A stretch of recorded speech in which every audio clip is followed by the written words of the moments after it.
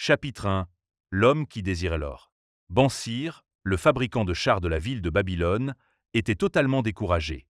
Assis sur le mur qui entourait sa propriété, il regardait tristement sa modeste maison et son atelier dans lequel se trouvait un char inachevé.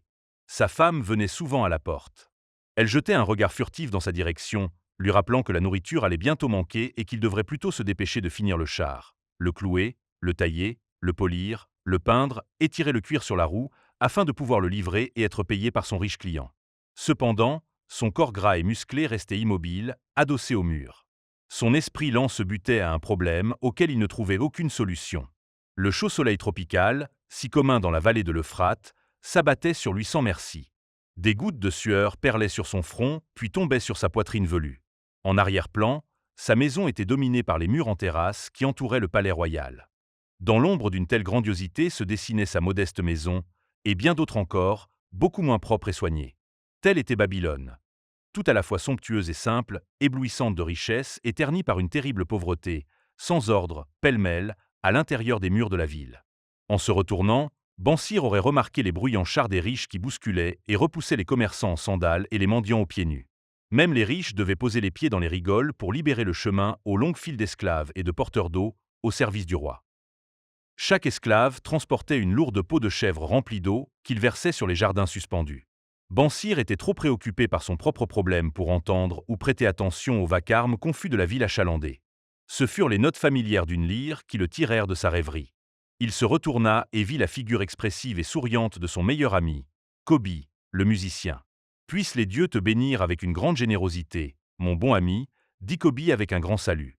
Il me semble qu'ils ont été si généreux que tu n'as plus à travailler. Je me réjouis de ta chance. Plus, je voudrais la partager avec toi. Prie que de ta bourse, qui doit être pleine puisque tu n'es pas en train de peiner dans ton atelier, tu puisses sortir seulement 2 modestes shekels et me les prêter, jusqu'après le festin des hommes nobles, ce soir. Tu ne les perdras pas, ils te seront rendus. » Si j'avais 2 shekels, répondit Bansir tristement, je ne pourrais les prêter à personne, ni même à toi, mon meilleur ami, parce qu'ils seraient toute ma fortune. Personne ne prête toute sa fortune, même à son meilleur ami. Quoi? Tu n'as pas un shekel dans ta bourse et tu restes assis comme une statue sur la muraille. Pourquoi ne termines-tu pas ce char? Comment peux-tu assouvir ta faim? Cela ne te ressemble pas, mon ami. Où est ton énergie débordante? Y a-t-il quelque chose qui t'afflige? Les dieux t'ont-ils causé des problèmes? Ce doit être un supplice des dieux, répondit Bansir. Cela a commencé par un rêve vide de sens, dans lequel je pensais que j'étais un homme fortuné. À ma ceinture pendait une belle bourse remplie de lourdes pièces que je lançais avec une insouciante liberté aux mendiants, des pièces d'argent avec lesquelles j'achetais des atours à ma femme et tout ce que je désirais pour moi-même. J'avais aussi des pièces d'or, qui me rendaient confiant en l'avenir et libre de dépenser l'argent. Un merveilleux sentiment de satisfaction m'habitait. Tu ne m'aurais pas connu en tant que travailleur acharné, pas plus que tu n'aurais vu ma femme ridée. À la place, tu aurais vu son visage éclatant de bonheur, souriant encore comme au début de notre mariage. Un beau rêve, en effet, ajouta Kobi, mais pourquoi des sentiments si plaisants devraient-ils te changer en statue immobile? Pourquoi, en effet? Parce qu'au moment où je me suis réveillé et que je me suis rappelé combien ma bourse était vide, un sentiment de révolte m'a emporté. Parlons-en ensemble, comme disent les marins, nous voguons tous deux à bord du même bateau. Enfants, nous sommes allés chez les prêtres pour apprendre la sagesse. Jeune homme, nous avons partagé les mêmes plaisirs. Adultes, nous avons toujours été de bons amis. Nous étions heureux de travailler de longues heures et de dépenser notre salaire à notre gré. Nous avons gagné beaucoup d'argent durant les années passées, mais pour ce qui est des joies de la richesse, nous pouvons seulement en rêver. Pas. Sommes, nous de stupides moutons? Les voyageurs disent qu'aucune autre n'égale sa richesse. Devant nous s'étale la richesse, mais de cette richesse, nous n'avons rien. Après avoir passé la moitié de ta vie à travailler durement, toi, mon meilleur ami, tu n'as qu'une bourse vide et tu me dis: puis-je t'emprunter la modeste somme de 2 shekels jusqu'après le festin des nobles, ce soir? Alors, qu'est ce que je réponds? Je dis: voici ma bourse. J'en partage avec plaisir son contenu. Non, j'admets que ma bourse est aussi vide que la tienne. Quel est le problème? Pourquoi ne pouvons-nous pas acquérir plus d'argent et plus d'or? Plus que ce qui est suffisant pour assurer la nourriture et les vêtements. Considérons aussi nos fils, ajouta Bansir. Ne suivent-ils pas les traces de leur père?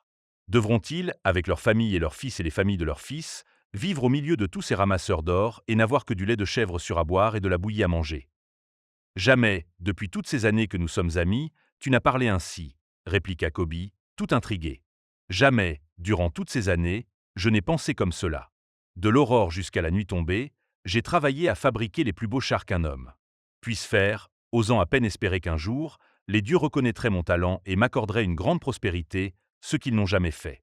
Finalement, j'admets qu'ils ne le feront jamais. Donc, je suis triste. Je désire être riche. Je veux posséder des terres et du bétail, jouir de beaux vêtements et sentir ma bourse pleine d'argent. Je suis prêt à travailler pour cela de toutes mes forces, avec toute l'habileté de mes mains, avec toute l'adresse de mon esprit, mais je désire que mes peines soient récompensées. Qu'est-ce qui nous arrive?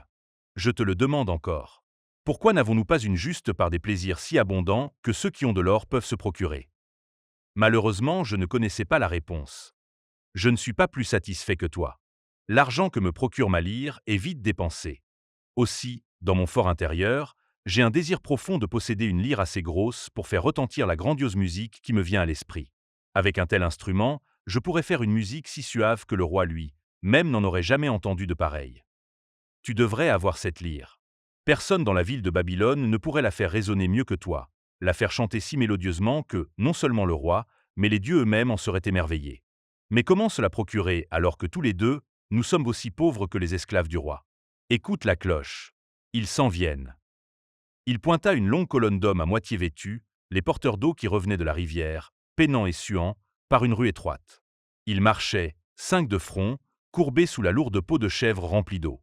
L'homme qui les conduit a une belle apparence. Kobi pointa l'homme qui agitait la cloche et marchait devant, sans charge. Un homme bien en vue dans son pays, cela se devine aisément. Voici plusieurs bonnes têtes dans le groupe, dit Bansir, aussi bien que nous. Des hommes grands et blonds du nord, des hommes noirs et rieurs du sud et des petits basanés des pays voisins. Tous marchant ensemble de la rivière au jardin, des jardins à la rivière, chaque jour de chaque année. Aucun bonheur à espérer. Ils dorment à même la paille et mangent de la bouillie. J'ai pitié de ces pauvres brutes, Kobi. J'ai pitié d'eux aussi. Mais sommes-nous vraiment mieux lotis qu'eux, bien que nous nous disions libres? C'est vrai, Kobi, mais je préfère ne pas y penser. Travailler, travailler, travailler, et n'arriver à rien. Pourquoi ne chercherions-nous pas à savoir comment les autres acquièrent l'or et faire comme eux? Interrogea Kobi. Peut-être y a-t-il un secret que nous pourrions apprendre si seulement nous nous efforcions de trouver ceux qui le connaissent, répondit Bansir pensivement. Aujourd'hui même, souligna Kobi, j'ai croisé notre vieil ami Arcade se promenant sur son char doré. Inutile de te dire qu'il ne m'a même pas regardé. Ce que plusieurs dans sa position peuvent considérer comme son droit. Plutôt, il a fait un signe de la main pour que les passants puissent le voir saluer et accorder la faveur d'un sourire amical à Kobi, le musicien. Beaucoup le considèrent comme l'homme le plus riche de tout Babylone, dit Bansir. Si riche, dit-on, que le roi sollicite sa fortune pour les affaires du trésor, répliqua Kobi. Si riche, interrompit Bansir, que si je le rencontrais la nuit, je serais tenté de le soulager de sa bourse. C'est absurde. Retorqua Kobi. La fortune d'un homme n'est pas contenue dans la bourse qu'il transporte. Une bourse garnie se vide vite sans réserve pour l'alimenter. Arcade a une rente qui remplit continuellement sa bourse, peu importe la façon dont il dépense. La rente, voilà ce qui est important, lança Bansir. Je veux une rente capable d'alimenter sans cesse ma bourse, que je m'assoie sur le mur ou que je voyage en pays lointain. Arcade doit savoir comment un homme peut s'assurer une rente. Crois-tu qu'il puisse expliquer cela à un esprit aussi lent que le mien? Je pense qu'il a transmis son savoir à son fils Nomazir, répondit Kobi. N'est-il pas parti pour Ninive, et selon ce qu'on répète à l'auberge, n'est-il pas devenu, sans l'aide de son père, l'un des hommes les plus riches de cette ville?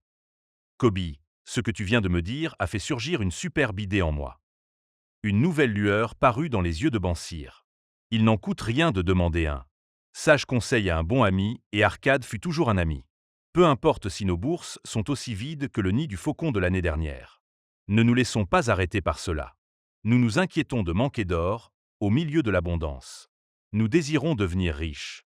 Viens, rendons-nous chez Arcade et demandons-lui comment nous pouvons, nous aussi, obtenir des rentes pour nous-mêmes. Tu parles sur le coup d'une inspiration véritable, Bansir. Tu apportes à mon esprit une nouvelle compréhension de notre affaire. Tu me fais prendre conscience de la raison pour laquelle nous n'avons jamais eu notre part de richesse. Tu as travaillé patiemment à construire les chars les plus solides de Babylone. Tu as concentré tous tes efforts dans ce but. Alors, tu as réussi. Je me suis efforcé de devenir un joueur de lyre de talent et j'y suis parvenu. Là où nous avons tout mis en œuvre pour réussir, nous avons réussi. Les dieux étaient contents de nous laisser continuer ainsi. Maintenant, enfin, nous apercevons une lumière aussi brillante que le lever du soleil. Elle nous ordonne d'apprendre plus pour devenir plus prospères. Avec un nouvel entendement, nous trouverons des façons honorables de satisfaire nos désirs. Rendons-nous chez Arcade aujourd'hui, reprit Bansir. Invitons également les amis de notre enfance qui n'ont pas mieux réussi que nous à se joindre à nous pour partager sa sagesse. Tu es un ami vraiment attentif, Bansir. C'est pour ça que tu as beaucoup d'amis. Faisons comme tu dis. Allons aujourd'hui et amenons nos amis avec nous.